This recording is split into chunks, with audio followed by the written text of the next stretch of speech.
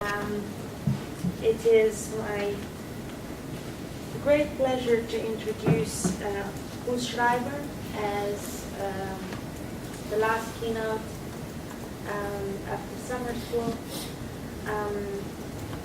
I think this keynote offers a nice and very appropriate conclusion of what we have seen and heard throughout the week, because it brings together several elements that you have heard in the tutorials, from data knowledge engineering to cultural heritage examples that turned out to be a recurring theme in many of the presentations. About Guus, just as I was saying about Laura, in my opinion, Guus was always a web scientist, even before web science was called web science. So looking through your CV this morning, I realized that we were part of a group called social science informatics.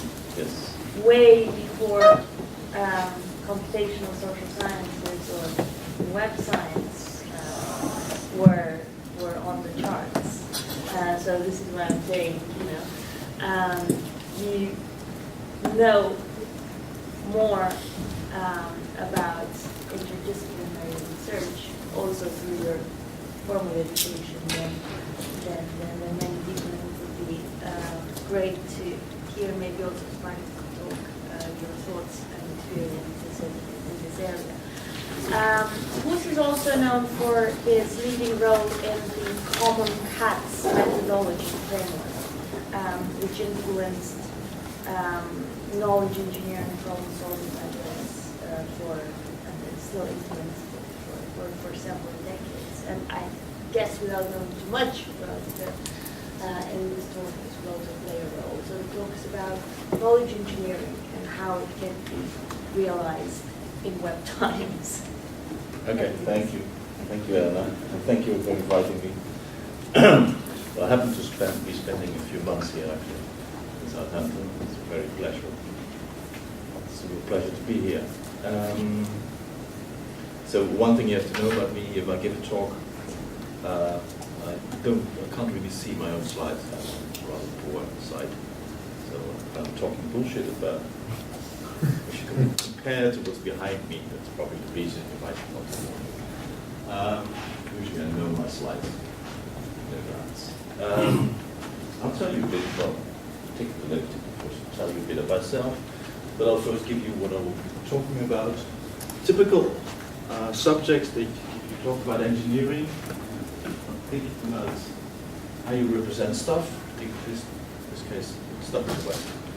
And I will try to take a method. So not talking about web stations themselves, but all those things. Where can you use them for, and how useful are they? Should you bother at all? I think that's more important if you're a PhD student, to think about the meta level, all the details about syntax.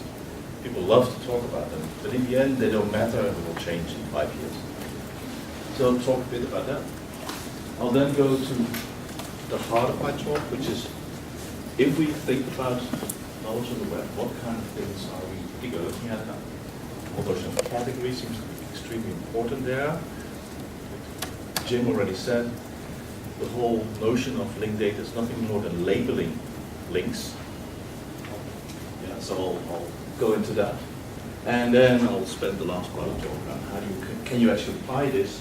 I'll try to go beyond things, the standard things that are already being done. First, a little bit about myself. So I actually studied medicine.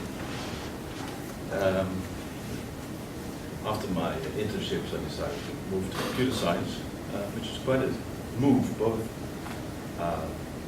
content-wise and gender-wise. The computer science field is really dominated by men, whereas the medical field is, by note, dominated by women. It's always amazing. But that's actually the case. Both disciplines, I think, require very intelligent people. That cannot be there for that reason. So this is the I did this work for my PhD, and then also after my PhD, at some point I got attached to this label. There's nothing worse than as a researcher becoming attached to a label. So I decided, together with a number of colleagues, to write a textbook and then leave it behind me. So Nigel was one of the co-authors of the textbook. That was when he was still at Nottingham. Just before 2000, we finished this in 2000. I moved on. But trace of this will be in my talk. I mean, the whole idea is never disappear. And I decided to focus myself on what I thought was a nice niche area. Because if you work very hard, it's maybe a lesson for you. If you pursue an academic career, you probably have to make lots of hours, lot more than 40 hours in a week. So I decided, if I'm going to do that, and I have to because I'm an academic, I might as well spend it in domains that are like. I mean, by the way, if you pursue an academic career, it's very important that you limit yourself in a number of domains. As computer scientists, you always have to know something in the areas you work with. If you spread yourself too thin, you know nothing about everything. It's much better to know a little bit about a few things, and it makes it much easier to converse with the people. So I decided to go, because I'm fond of history, I decided to go for cultural heritage. Of course, that's a strange statement I should make from a humanities ground, because history and art history is like, they fight. It's a pretty different group of people. But I decided to go into that area, and I'll actually write my examples there. And in 2002, something strange happened, more or less by accident. Jim and I met, and he asked me to be co-chair of the Web Ontology Working Group at WCC. There was a big hype at the time that there should be an ontology language for the web. So that was an interesting group. I'll talk about my experiences a little bit. And after that, I got tangled into the WCC web and did a number of more groups. Then Brickley, some miles, we did SCOS, we did RDFA. I just finished chairing the RDF group, residual revision. So that is also colored by my. Okay, that's my journey.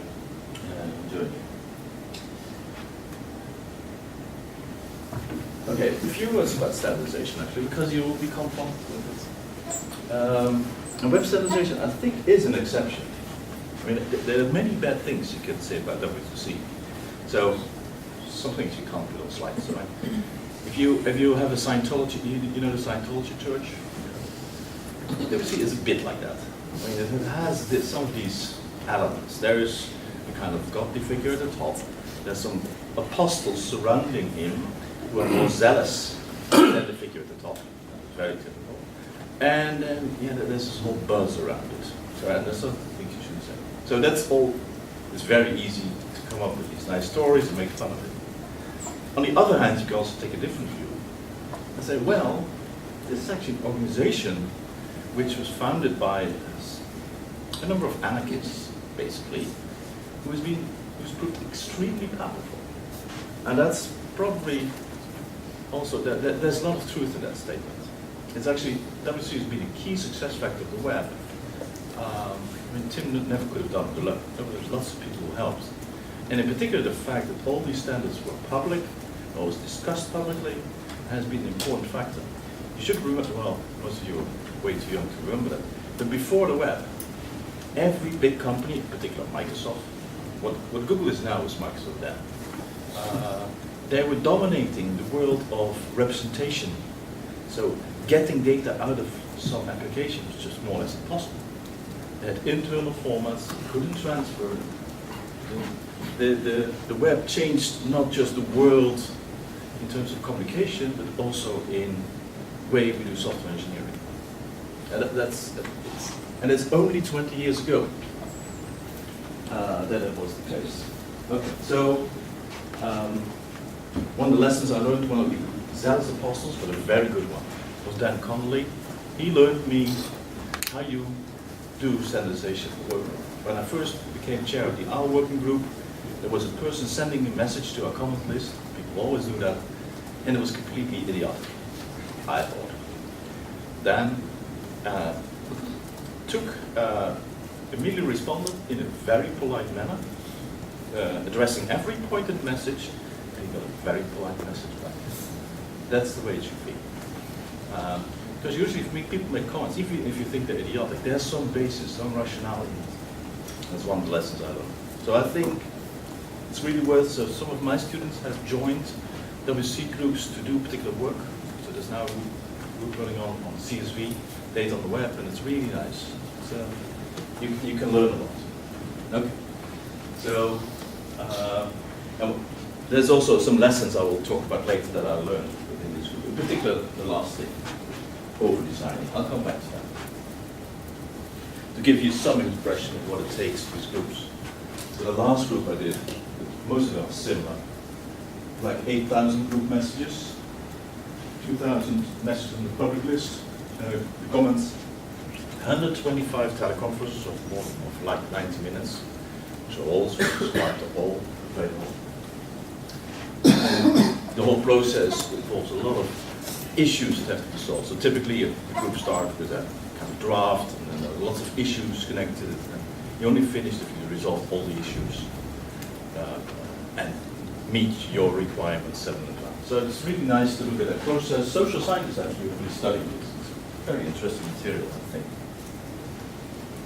Okay. Then about WC is the smaller side, but I think it's good if you have some insight into that. Okay, and let's start with data representation. And let me start with a caution. So, representation languages are there to help you, not the other way around. This might seem like a trivial statement, but many people feel compelled that if they look at a language, they think, oh, I must do it therefore this way. So that there's, and I've seen people get, so when we first developed OWL, the first version, where people were doing a word representation of OWL, and they couldn't fit it in. And there are very good reasons, actually very good technical reasons why they couldn't. Instead try to use the description logic version. And when they discovered they couldn't, they remember them talking, and they were really trembling. There is really something wrong with us, because this language doesn't, forget about that. I mean, languages are there for you, and the main thing you have to learn is how to use that tool. So what is it capable of? What can it do? In particular, what can't it do? What is impossible? That meta kind of view, because in 5 years, none of these languages might exist, and you have new ones. So syntax, nice, it's very nice to hack, and I like it as well, but in the end it doesn't matter. Okay, so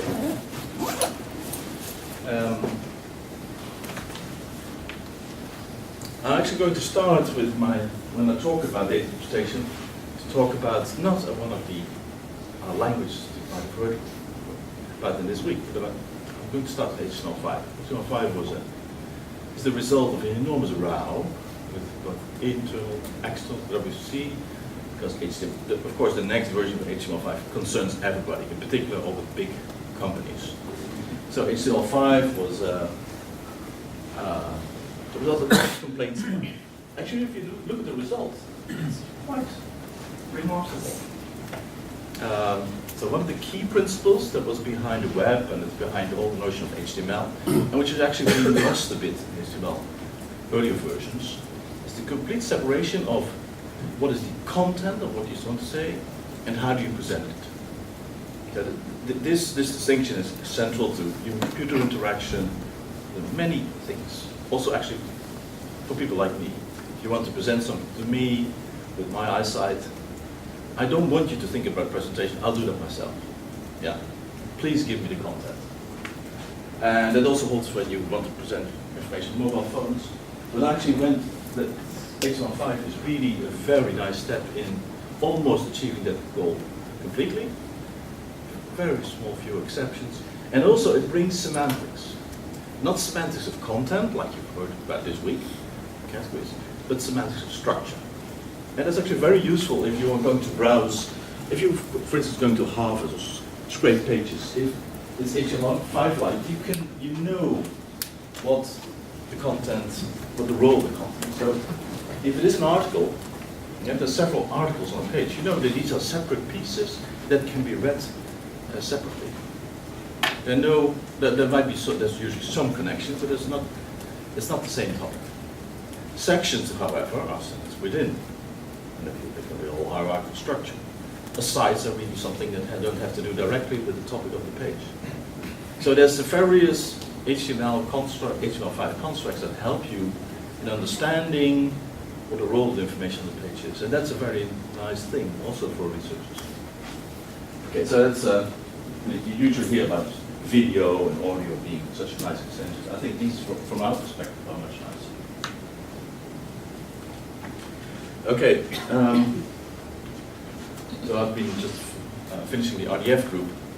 I've tried to, at the end of the group, to write a primer about it, which is readable for a new audience to RDF. This is one of the pictures I used to get across the idea. And actually, I think with a few pictures, you have the idea.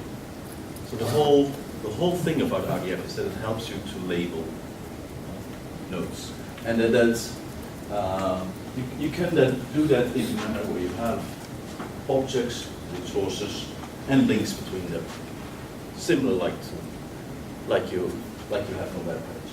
And those things can have names, and there should be, well, all this is in fact in the syntax represented in some fashion that web systems can understand.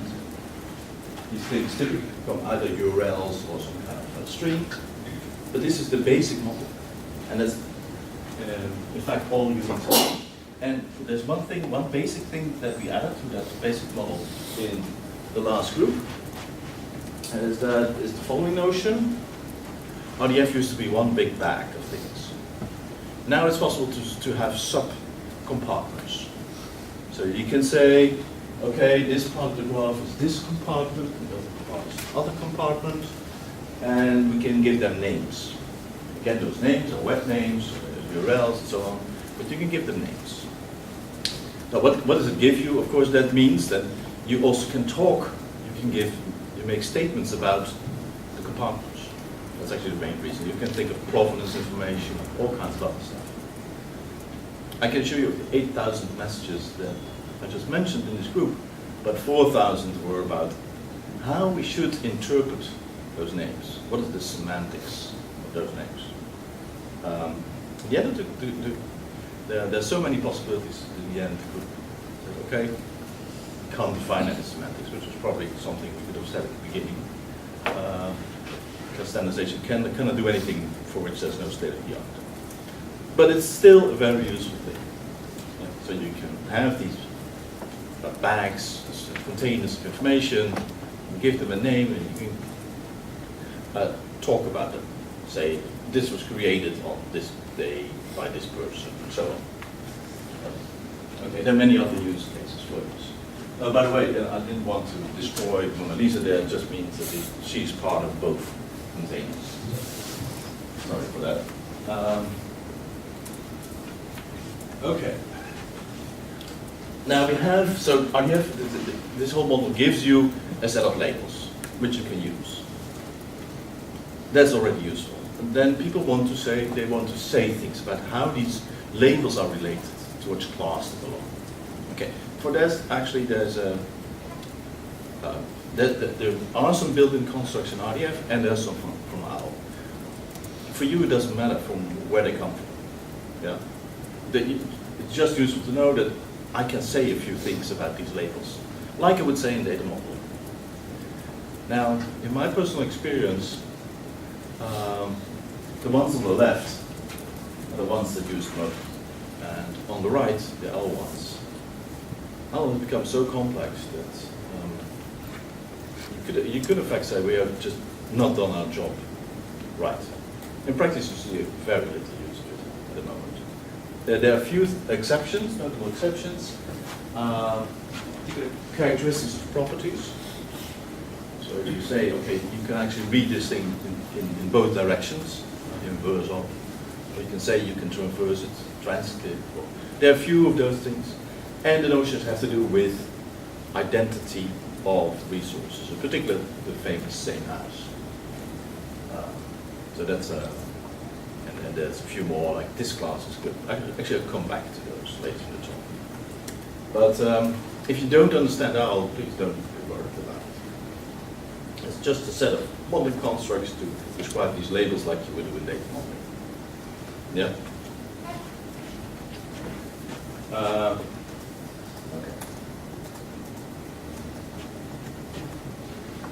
Okay. So how is it called? An ontology modeling language, so a web ontology language. By the way, the fact that the acronym and the translation of the acronym are not consistent is thought to be a nice feature of a very consistent language. That's if you want to read the history of that, go and look at the Wikipedia page of OWL. But there's a big warning sign here again. Some people think if they write something down in OWL, it actually becomes an ontology. And as some of you might have do work on ontologies in that thesis, don't fall into that trap. Yeah. Yeah, I can write down an ontology on paper, with any language, doesn't matter. Yeah. The whole notion of what ontologies is, at least how we use them, is that on the web it's very nice to have sets of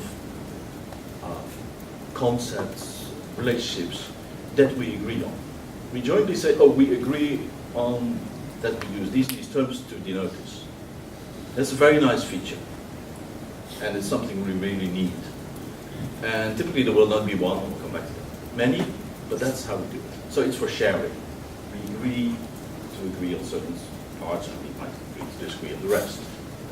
And the language is completely irrelevant to that. Of course, some languages are better suited to do this than others, but don't make the mistake of falling into the trap. Oh, I wrote this, so it must be. If you write something idiosyncratic, it's not an ontology by definition. I'll sometimes have, if I have this sign, which was a good sign, it means it's kind of lesson learned. So this is so we have this RDF model that allows us to define the labels that we need to label our web resources and web links. We have ways of saying how these labels are organized in classes and properties and what their logical relationships are, but that doesn't say anything about what they actually stand for. But RDF are completely ignorant, they took no position towards what they actually mean. It's very useful to have sets of concepts that have meaning. But once you have meaning, you also make a decision, and people will agree, oh, but this should be different. In practice there, in the world, there are many, well before the web time, there are many of these classification schemes, or vocabularies, or whatever, particularly in the library world and so on. And one of the things that many people want to do when this became popular, labeling resources, is to bring their vocabularies to the web, so they can use these vocabularies as labels. One of the biggest vocabularies is the Library of Congress subject headings. So it's a typical, that's the kind of, what you see in a library, every book is being cataloged and has a number, and there's this whole numbering system which points to some category like history of Chile as being part of the history of South America and so on. So that's the whole very elaborate systems. The Library of Congress is one of the most elaborate systems, also widely used, and they wanted to bring that to the web, so we could use that for web resources. Right. So that is what SCOS was developed for. There's something like 200 vocabularies, maybe from the library world, have been developed there. It's a very simple standard. I'll show it in a minute, but it's very simple. I think actually that has been its success. It also is very close to what people used before the web was there. There was an existing standard. Very useful. So it talks about concepts and how they are organized hierarchy. So this might sound strange, terminology there, it's broader and narrower, but that was existing terminology in the library field.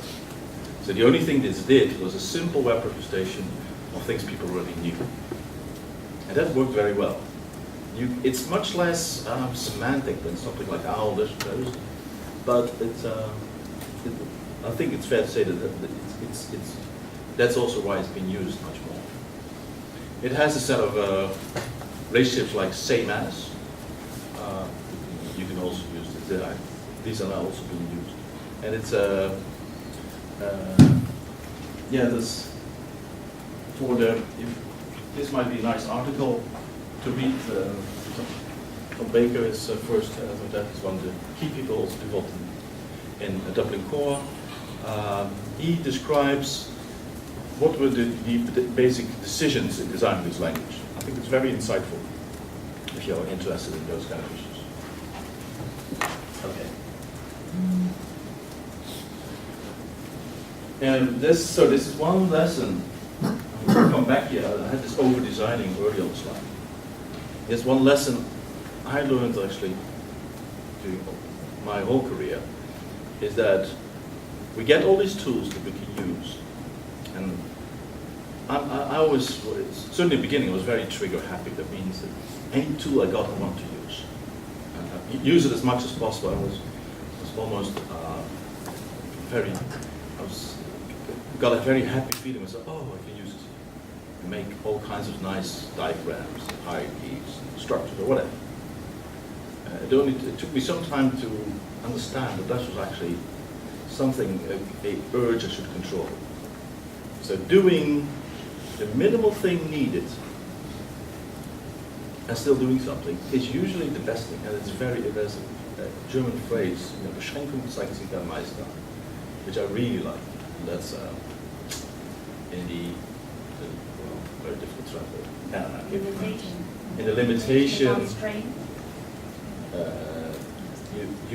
you see the master in the way he limits himself, or she, of course.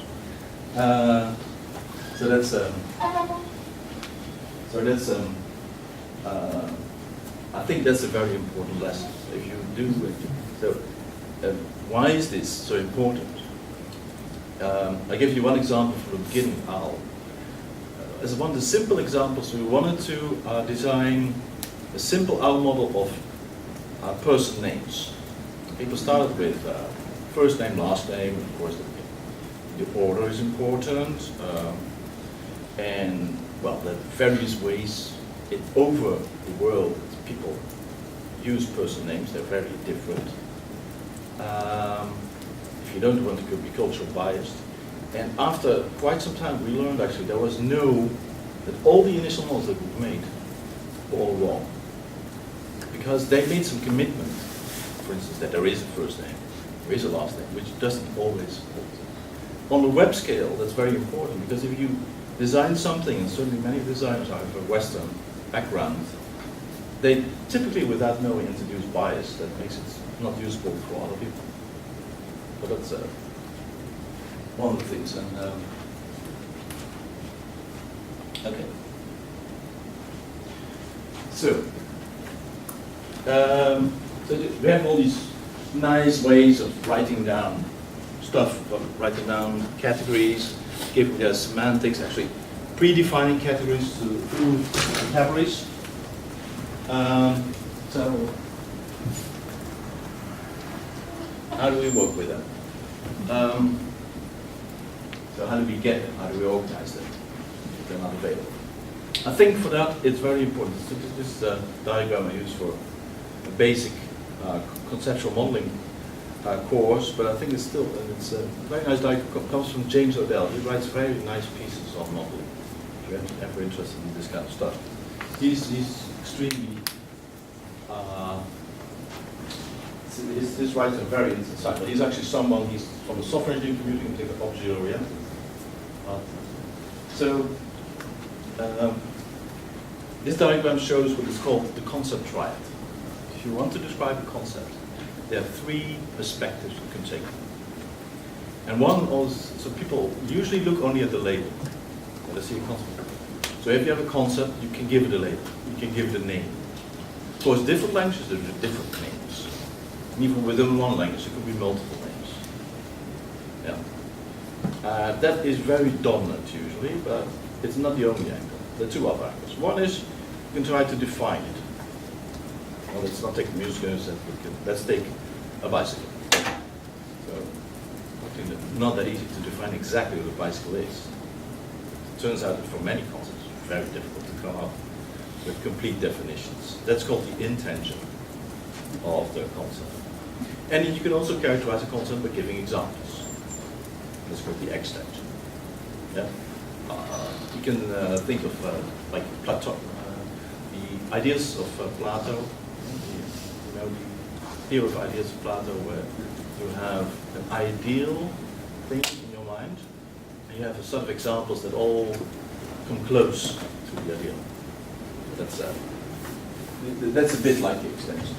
So if you define a concept, if you define some category, and most categories are concepts that fall on this heading, you can actually define them on all three dimensions.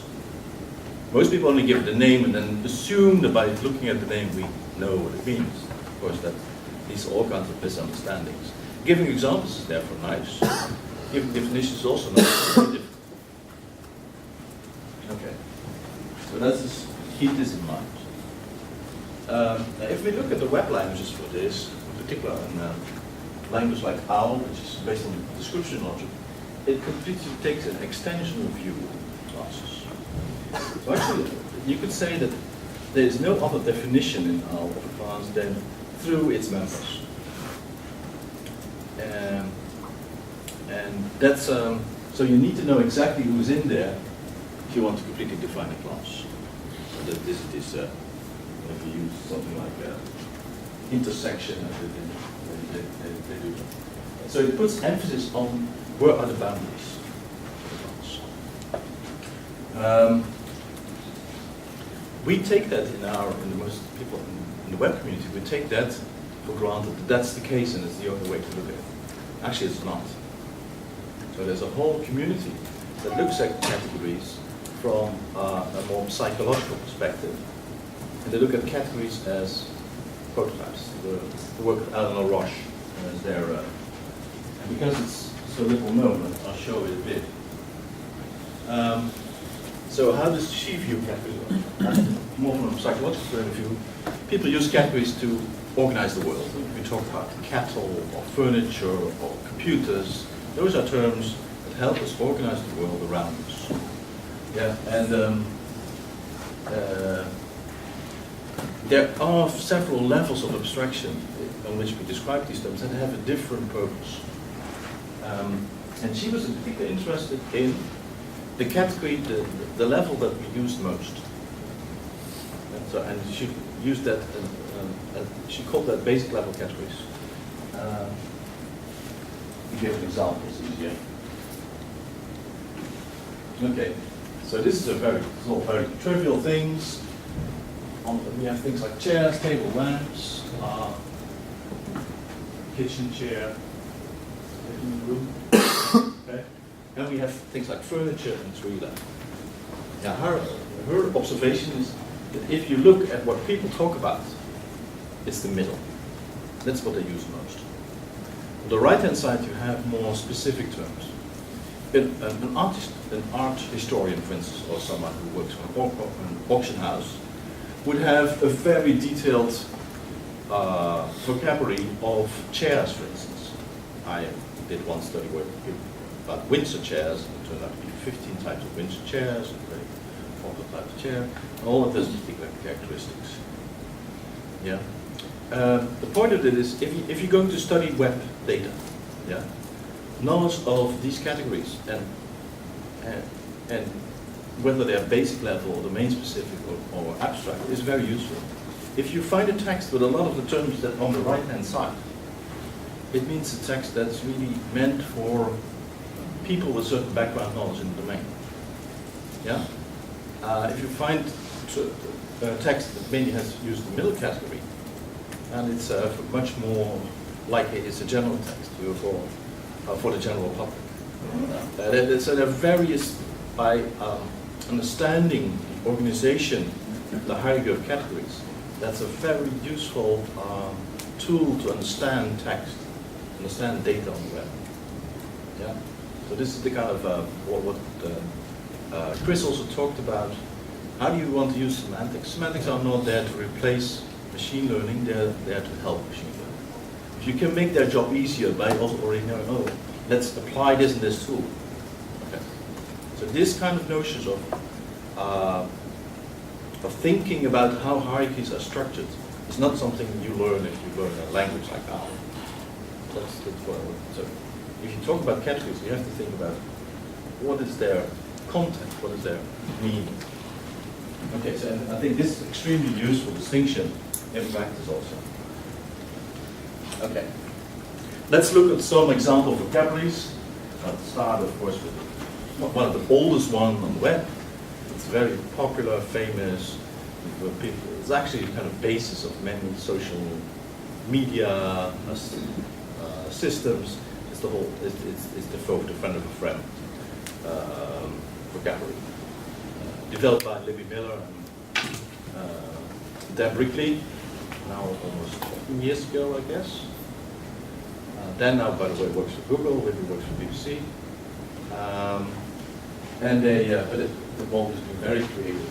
And you can see here, so this is, so they use these languages we just talked about, but create some general vocabulary. And actually they have been very careful in being as, not overcommit. You could have some, I mean, you can have some criticisms on it. But the fact that people have been using it consistently and always refer to it for 15 years already means that it's really there is something in it that's very general and very reusable. That's very nice. Because we talked about this principle, if you have a category, if you're the only one using the category, it's not very useful. The more people that use the category, then you get the network effect. So the more people use it, the more valuable it becomes, and at some point it just gets out of hand, it becomes like essential. So that's happens in so many categories of folk. Doubling core is another one. So this was the very first version. You can see that the quality of the figure. And that's, I think, one you should also, if you want to describe data on the web, this one is essential. Yeah, so that they thought, and also that actually also came from the library world, they thought of 15 types of metadata that you could use to describe a piece of work, yeah, something, a document or whatever, a web page. And this was used a lot. Then they actually extended this set. So you can, they didn't really change it, they had a set and then gave a number of extra types. There are now 40 odd things in there. And also they have now some restrictions. In the first version, the thing it pointed to was not defined. There's now some indications. Again there, you have to be very careful of overcommitment. And Dublin Core has evolved into a whole, in a very simple but very effective framework of describing metadata objects. And that's, if you want to do that, never invent your own, just go and look there. It will be very unlikely that it's not already there. And if it's not there, you can typically specialize one that is there. But there's a lot of work there ongoing. It's also linked to all the, so the underlying representations are made consistent with the linked data world. It's one you should know. Also, probably not. Can you read the yellow? I took this from the original side. Those are two famous ones. I want to show you one favorite one of mine in the cultural heritage field because it's so interestingly precise. So there's a vocabulary, well actually more a grammar, developed by one person who wanted to describe images. Well, he had a bias towards Christian images, but actually you can do many. And he developed a whole letter system where at the top level, every letter points to something like mythology, Christianity, something like this, and then you would go on. It's mainly numbers, but also letters being used, and it's a whole thing. And you describe things. So I can't read this. Can you? It must be bearing the head or something. Sorry, that's unreadable. And it has code of elected file. We use it first in the first application for describing photographs, and there was a ape doing this, a chimpanzee doing this. And actually, it turned out Icon class had this notion, had a class for scratching your head. I've never seen a vocabulary that had categories like it. So this is just a personal hang-up.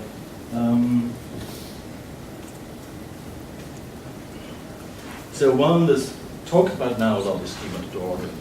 You heard it being mentioned quite a number of times this week. When it came out, it gave rise to a storm of criticism. Why? Well, because the number of big companies, so I'm phrasing, some people said, which is understandable. We want to develop this ourselves. It's not the prerogative of Google, Microsoft, and Yahoo together to prescribe how we should categorize the world, because that's basically what it does. Yeah.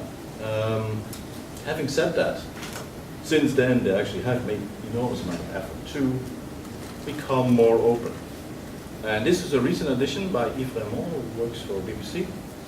Just moving to Netflix actually. And they had at BBC for a long time. They had a good tradition of publishing broadcasts, yeah? And have a good model which has worked for years.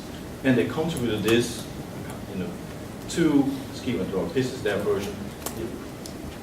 I'm not going to talk through it completely, but it's having broadcast is actually not simple. It looks easy, but there's a difference between the broadcast at a particular time, hour, at a particular channel, and the actual work. The work can be many versions of it. There's a whole complex conceptual framework behind it. Now, this program's ontology of BBC has now worked for a number of years, actually proven its value.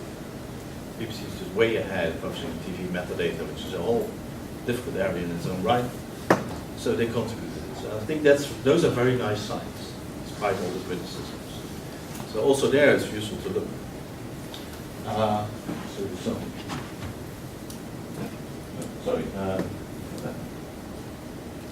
And this is also nice what they did. They also have what you call new patterns brought in. So this is a pattern that actually was first developed as part of for the web.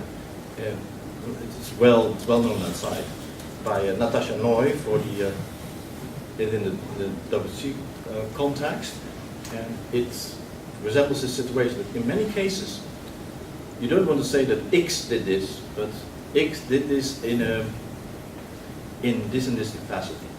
And this notion of role occurs so often that schema.org has now made it into a fixed pattern. Yeah. And actually, so they're starting to deploy this kind of stuff as well. So this is the example here should be an actor. Ghostbusters, I've never seen. That's probably a movie with an actor plays a particular role. I believe that. Probably can have a sports team and so on. Okay, so what are the issues here? Okay, so what we criticize is top-down versus bottom-up. Of course, all vocabularies are, in a sense, built top-down, typically by communities over decades. They've not just started something top-down themselves, they're looking at various places and incorporating things. So that's, actually, that's not necessarily an argument against it. Ownership and control is, of course, very important. So if this is going to work, they need to have a good, I think they have to have a good scheme of being responsive to comments, and actually being able and allowing people to be to join and not just own it and say, oh no, nobody can touch it.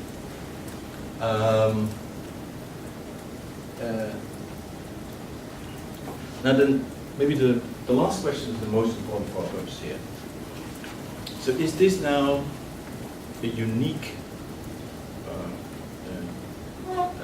set of categories that we can always use? You have to really understand that this kind of categorization, the way it's been done, is always biased by a particular purpose. So the purpose here is searching particular web pages. Yeah? So finding particular web pages, being able to label them and then find them. That's the purpose. There are many different ones. But search is the bias here. There's nothing wrong with bias. You just have to be explicit about it. Yeah. And that brings me to a next lesson, which is very important for you to think.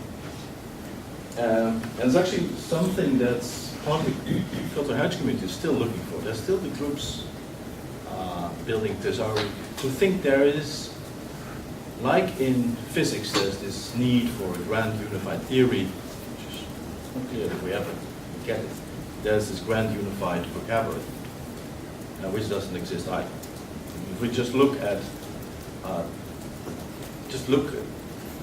different vocabularies that currently exist in the art history field, there's so many vocabularies that take slightly different viewpoints on the same stuff, that it's stunning. So it's the only thing we can do is make links between them, but unifying them is not very useful. But linking is very useful indeed.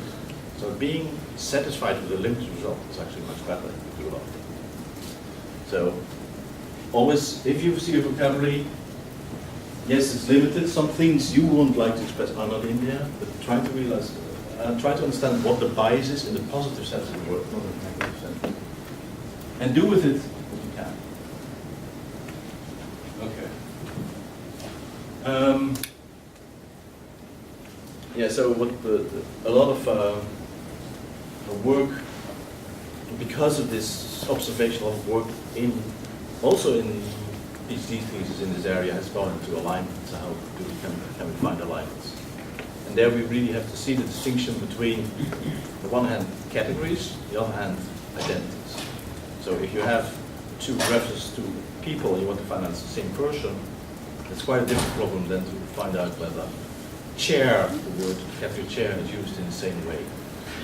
Yeah. That finding out whether chair is used in the same way is very. There's okay. I'll skip past. So there are many of these techniques. I'll skip past those for now.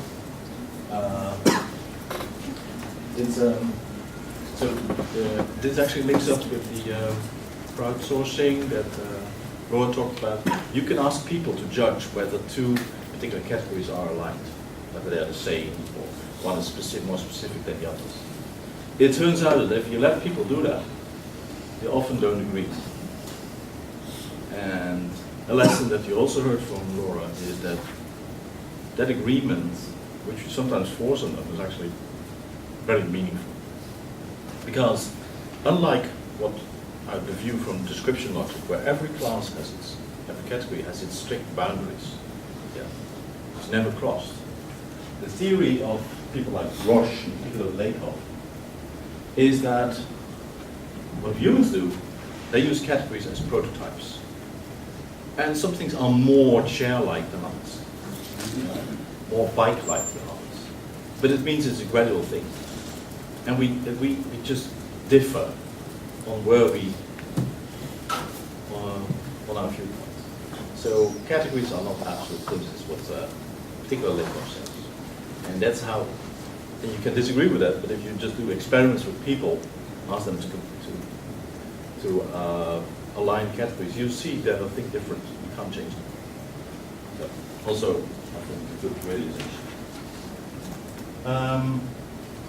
So lessons from the whole engineering of categories: be modest and use what's already there.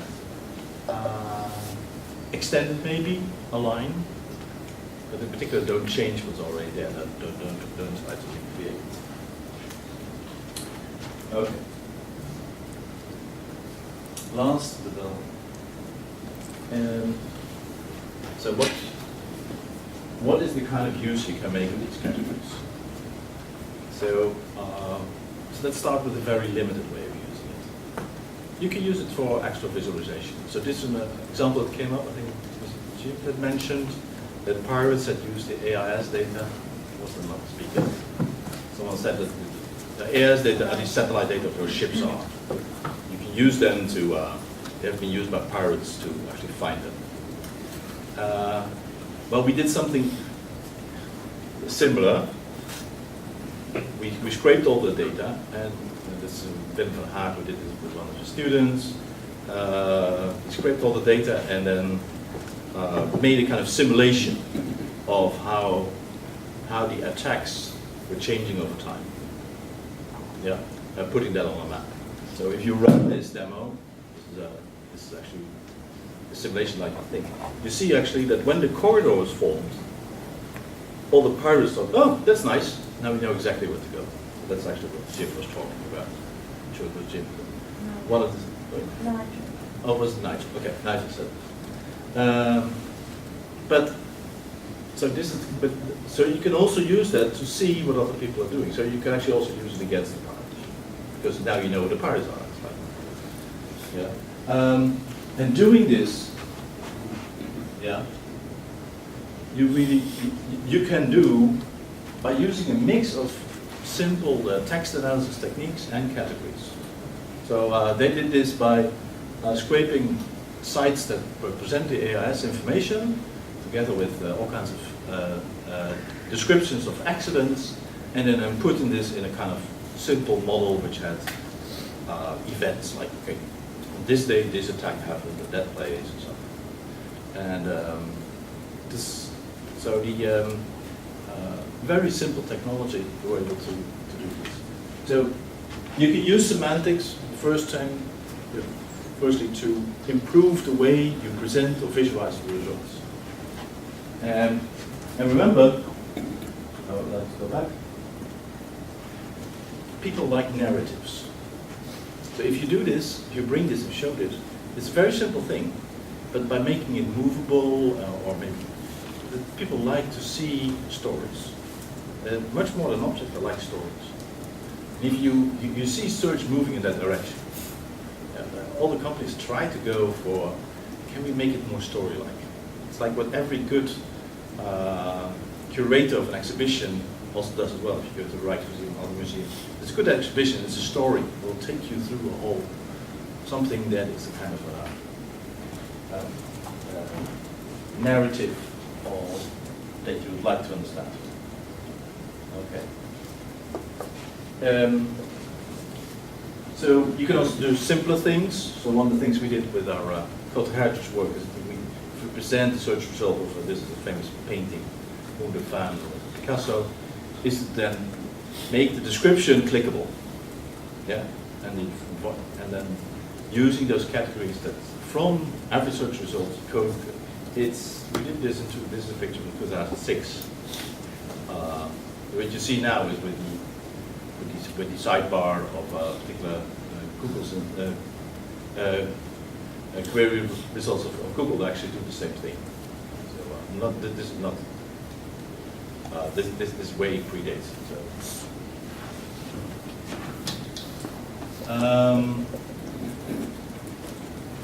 Yeah, and another way you can use alignments, in particular categories and their alignments in search is the following way. What you can do is if you have alignments, that's actually how Google was doing it now and also how Watson was using categories.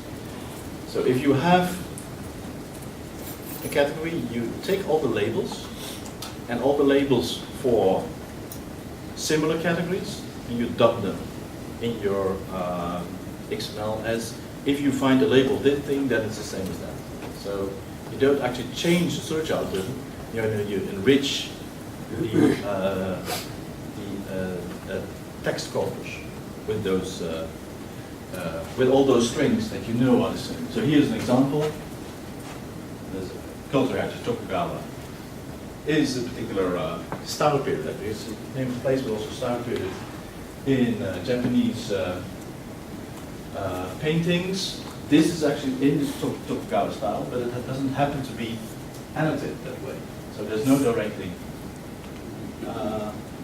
So if you know that Tokugawa is a style period, there's a vocabulary that actually says that there's a synonym for that Edo, you can dump that Edo term as an alternative literal that should trigger this result, and then make it available.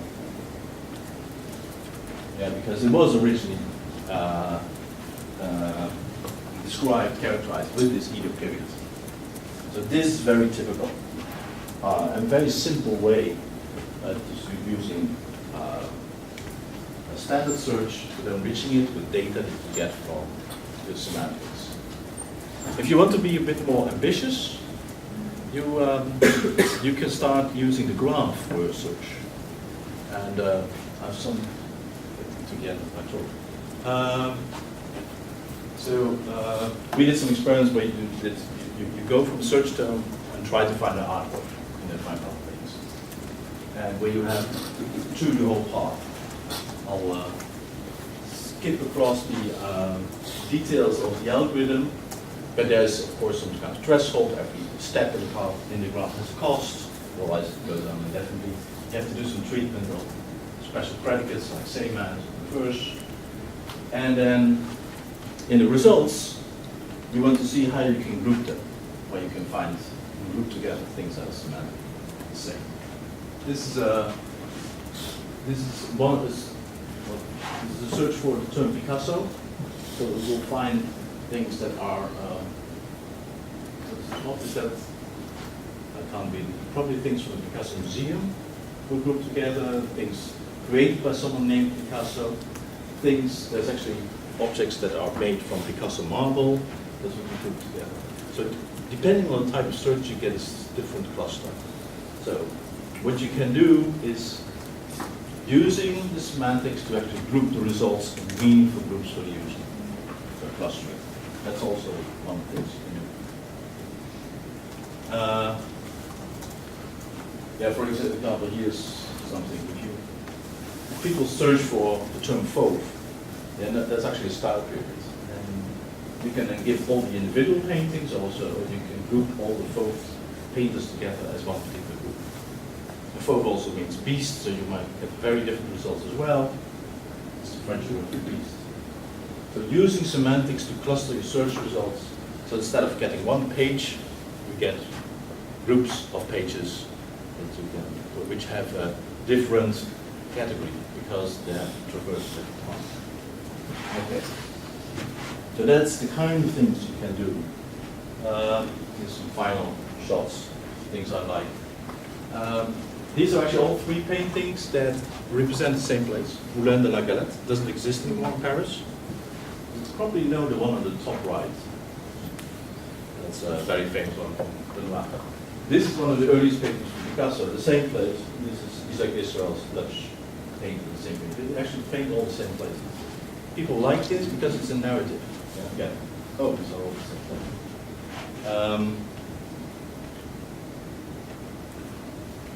These are two of the most influential painters of Western society. The left is Matisse, on the right is Picasso. One thing we've been trying to do is to do what you call relationships. If you have two objects, what kind of relationship do they have? So I showed here via paintings, but you can actually show this in a graph as well. They're connected by George Park, who's maybe not the best well-known name, but for art historians, it's like the hero. And he painted in both styles, so he both very well. So you can find this kind of relationships with semantics. For people who are in art history, this kind of results are very interesting. That brings me to my last conclusion here. Using semantics for search, I think, is mainly interesting in particular subdomains. It's unlikely to be of great use directly in this kind of way, this graph search way, for in a Google type of way, type of search engine. But if you think of specialized search engines for medicine or for, there is, I think, where the semantics will pay off. Okay, I'm going to conclude this, so I took a little bit more time. But that was. Was that a question? I was wondering whether, as you mentioned crowdsourcing, briefly, I was wondering what your thoughts are about the feasibility of certain knowledge engineering tasks by a non-expert crowd. So going into beyond class hiring, do you think it's possible alignment of Alignments, ontology alignment can be addressed through crowdsourcing? definitely, yes. Yeah, At yeah. every level, or do you think there's certain things No, well, so, I think I can claim and come up with some niche sourcing. So, what you might want to do is have particular pockets of people help you. So that's what we're going to do with the Rijksmuseum. So they can't annotate all their prints because they just don't have the expertise in-house to do it. But there are people, there are small groups of people who actually want to know a lot about, for instance, paintings and drawings of the 17th century about the South country. I think it's something that was assumed to be south of Australia. So there are some people about a very specific topic who know a lot. In that case, you want to do crowdsourcing, not for the crowd, but for very small pockets. And you're interested in the opinion of the minority instead of the majority. I think that's where you can handle that. But it's it requires different techniques, yes. How about it, because this is the case in which the domain knowledge is what is important. So you're looking for that particular crowd to represent. How about something maybe more domain independent? Like, I don't know, can we assume we have, as non-experts, good ability to model cardinality constraints or to judge whether a relationship has a certain Sure. mathematical property? So you just have to translate it into the right question. You have to not answer what the cardinality constraint, but you could, for instance, take the typical example from data modeling, marriage. Yeah. You can ask the question: if you were a husband, how many wives can you have? Do you really want to ask that question? No, it is actually. So people make automatic assumptions one or maximum one, but there are several issues there. One is over time. Yeah. Everybody can have more in most societies. In some societies, you can have more than one at the same time. Like in South Africa, apparently, Zuma is an example of it. So, yes, you can translate that into normal language, and I think people are very well aware and can do this. So, yes, no, I think you can, but you have to turn it into something that makes conceptual sense. Anything else? What about the use of semantic reasoning to derive new insights? So in the example you just showed there, Yeah. slide before, so have you used any semantic reasoning in your search system to derive new knowledge which you Yeah, so know semantic, before? so I'm not sure what you use mean with semantic reasoning, but so one is well, the thing is very briefly showed about Picasso, but also these last examples, which are more or less stylized, just showing the pictures, the paintings. This is based on research that uses the semantics. So, for example, every step in the path has a cost, except if it's the same as step, because then it has no cost because it is already the same thing. Yeah, and if it's the search is always from targets query to some work, in this case an artwork, it could be another work, except if we find an inverse link, because then it can also work the other way around. So all these semantic relationships that you have are being used. Of course, subproperty and subclass are being used, and all these subclass particularly being used in grouping the results. So yes, it does semantic reasoning. surprisingly enough, the community hasn't, the set of algorithms, graph search algorithms published is very small. If you're going to look, so most people, link data, what you see is browsing. Some search, actually relation search has been tried. There's been very nice examples of relation search in Wikipedia, for instance. But some people were very foolish, they thought. But that's really, in that sense, we're just scratching the surface of what we can do with that kind of semantics. I'm absolutely sure. And maybe that is because we're trying always to do it better than a general search engine is doing. I think we should have other use cases than general search. Yeah, I mean more in terms of rules that you code within the system. So we worked on a cultural heritage search system before, and there we had rules for classification on how objects are classified based on what properties they satisfy. Could be, but I was mainly thinking on the lines, okay, general search is not the only type of thing that people want to do. If you think in medicine, well, that's actually where semantics are mostly used. If I say how it's not very useful, probably in medicine is one of the main use cases. There you can really deploy semantic search to, and I think it will happen in the future. Because the medical problems is one of the main issues people use the web for. So that's a very good topic for a PhD, by the way. I guess we're done for now. Thanks. Okay.